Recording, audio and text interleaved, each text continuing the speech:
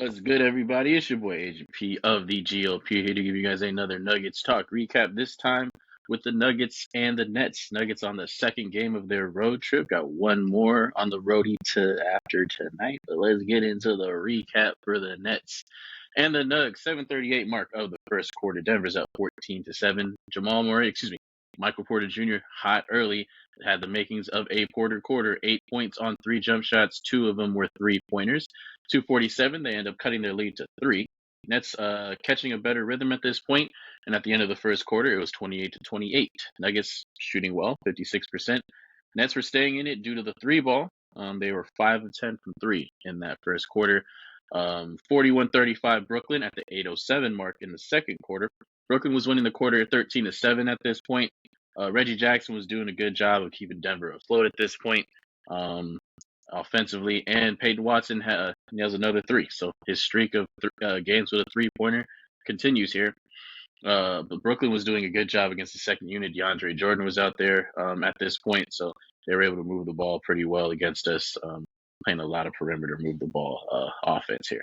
Starters check back in after this timeout. 4:44 mark. Brooklyn's up 48-43.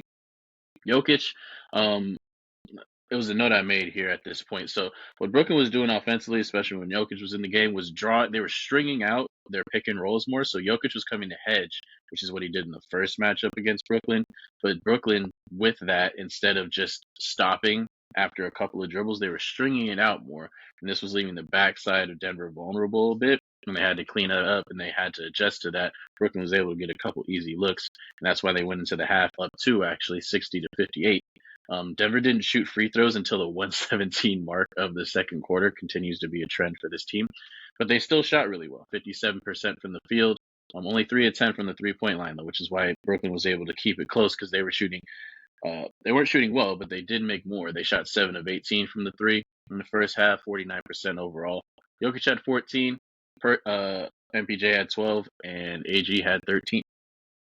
Pretty much the difference in that first half was Brooklyn had a 3-point advantage, or an advantage in the 3-point shooting, 7-3, offensive rebounds 8-3, and free throws 11-5 overall.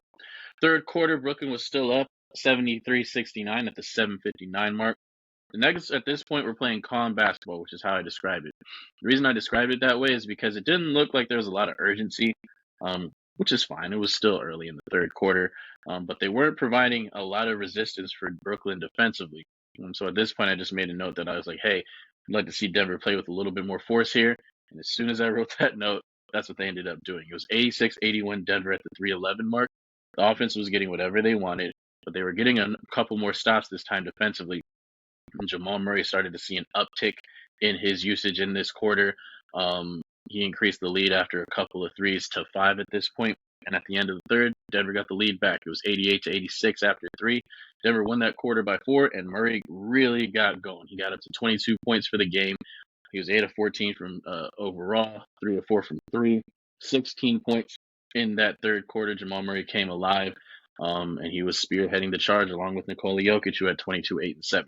Now, at the 4:18 mark, it's 105-104 Brooklyn. It's a back-and-forth matchup here. Nets are getting to the basket. They still have that 3-point advantage, and Brooklyn was still a +6 on the offensive boards. But then there was a nice little sequence here to close out this game. So it's 106-105 after Jokic gets a nice layup from a Jamal Murray pass. KCP hits a 3 off of Jamal Murray pick and roll with Jokic. It goes up to 109-105 Denver. Dinwiddie in the corner being tugged tight by Murray in the corner. Dinwiddie's able to raise up and hit a 3. So now it's 109-108. Murray hits a step back after snaking a screen with Jokic. It's 111-108. It's 111-110 after Miles Bridges gets to the Mikal Bridges, gets to the basket, gets an and one, but he missed the free throw. Jamal Murray comes back next possession, hits a floater, timeout Brooklyn. It's 113-110 Denver. Peyton Watson gets subbed into the game for defensive purposes, which is something we do have to watch out for because this is a thing that Michael Malone likes to do now with MPJ, and hopefully MPJ's fully bought into it, but Peyton's been coming in defensively for defensive possessions. But this time they got to stop, and PWat was in the position to make a play after a pick and roll with Murray and Jokic. Saw PWat wide open. Instead of him shooting the 3, drove to the basket and actually got an and one dunk. It was a really hype play. Timeline was going crazy, but he missed the free throw. and subsequently fouled Cam Thomas on a three-pointer, and it ended up being a 4-point play. So now it was 115, 114 Denver with 19 seconds left. What ended up happening after that was Murray got fouled. It was 118, or he got fouled, made one or two free throws that put Denver up two, but no one boxed him out on the free throw. He was able to get his own miss, got fouled again, made two more free throws, and now it was 118, 114 Denver. Cam Johnson got to the basket, got fouled, but it was only about 6 seconds left, so it looked like they were going to miss the free throw on purpose, the second one, if Cam made the first. Didn't make the first, missed the second. They weren't able to get a rebound, and then it was Aaron Gordon getting fouled. AG hit two free throws, very clutch for him in this situation, 120, 115. Denver was able to pretty much ice it after this one, and it was 122, 117 to the good guys. Nuggets win again. Headlines: what did Jokic do tonight? 31, 11, and 7. Big notable from last game was that he got his, I believe it was his 400th career double-double. And now in this game, he passes Denver Nuggets great Dan Issel for the most rebounds in Denver Nuggets history. So Jokic continues to rack up these accolades. We love Big Honey over here, obviously. Tonight was a really calm game for him again. I think obviously he knows playing against Brooklyn has a really good has a good matchup against anyone who's guarding him, and he took advantage of that offensively.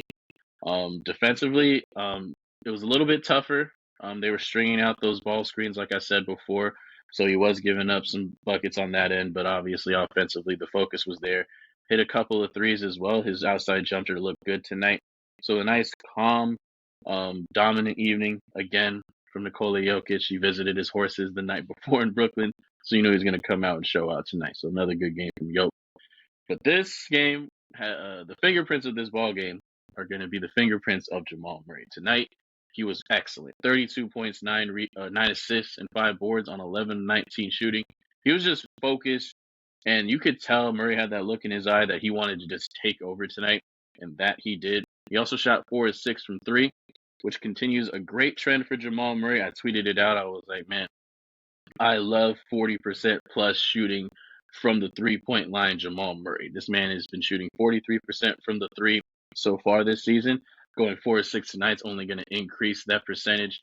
And it's nice to see Jamal just tucked, like arm locked, just in shooting form, ready to let it fly. Because that's like, if you've been following the Nuggets, obviously, even before the title, when we had some questions about Jamal, it was just like a willingness to shoot. It felt like Jamal would always just pump fake, like way over pump fake more than he needed to, instead of just like, hey man, you're a really good shooter.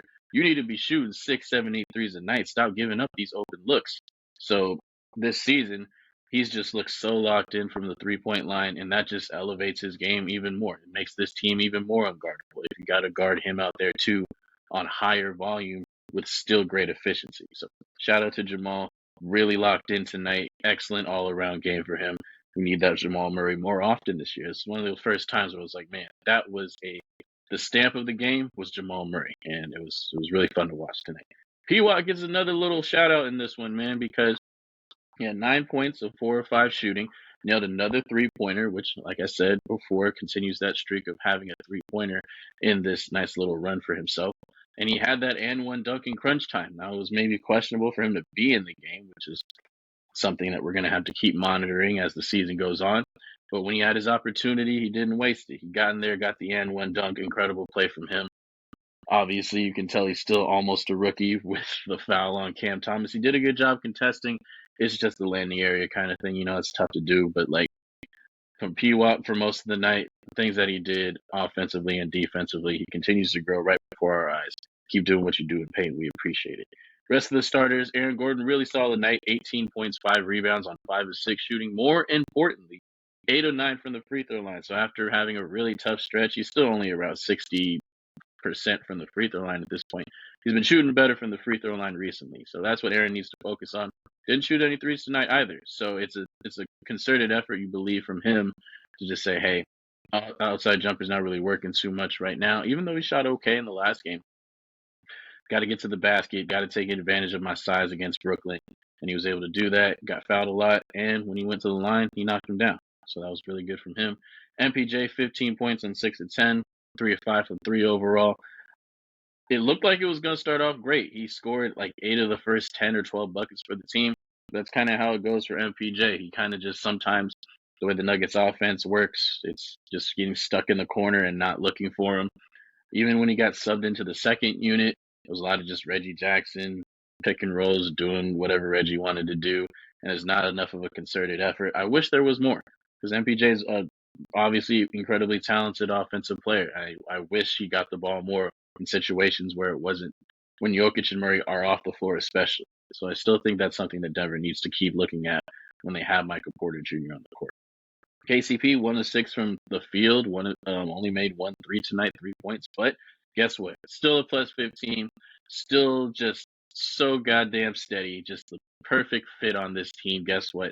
Hey, man, if you have a player on your team going 1 for 6 that you really rely on, then most nights you're going to lose. But because everyone's such a complimentary piece, especially in the starting lineup, KCP can go 1 for 6, and you can still have the guys around you have a great game and pull out a victory. So the starting lineup continues to be the best in the league. Nuggets now move to 20 and 10 of the year. They have won 6 of 7. We are streaking, ladies and gentlemen. That's 3 games in a row. Going to try to turn it into 4 when we play on the road in Charlotte tomorrow night. So I don't know if I'll have a recap on that one, but if I do, make sure to keep it locked. Thank you guys again for listening to the Nuggets Talk Recap with your boy Leonard Pinckney. See you next time.